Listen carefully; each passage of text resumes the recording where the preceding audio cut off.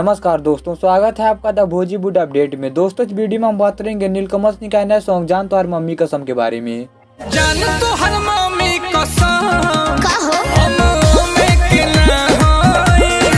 दोस्तों, इस गाने में अपनी आवाज दी है शिल्पी राज और नीलकमल सिंह ने। इस गाने को आशुतोष तिवारी ने लिखा है और गाने में अपना म्यूजिक दिया है डीआर आनंद ने।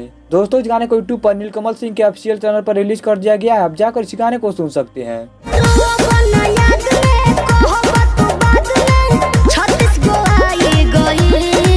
दोस्तों, इस गाने के बारे में बात करें तो गाना काफी धमाकेदार सॉन्ग है और नीलकमल सिंह के फैंस इस गाने को काफी ज्यादा पसंद कर रहे हैं। क्या बात कर रहा है? दोस्तों, अगर आपने नीलकमल सिंह के इस नए सॉन्ग को सुन लिया है तो आप हमें कमेंट बॉक्स में बताइए गाना आपको कैसा लगा। मजा आया। और दोस्तों, वीडियो पसंद आए तो लाइक कीजिए, शेयर कीजिए और साथ ही हमारे यूट्यूब चैनल द भोजीवुड अपडेट को सब्सक्राइब कीजिए। मिलते हैं अगली वीडियो में। आज के लिए काफी है।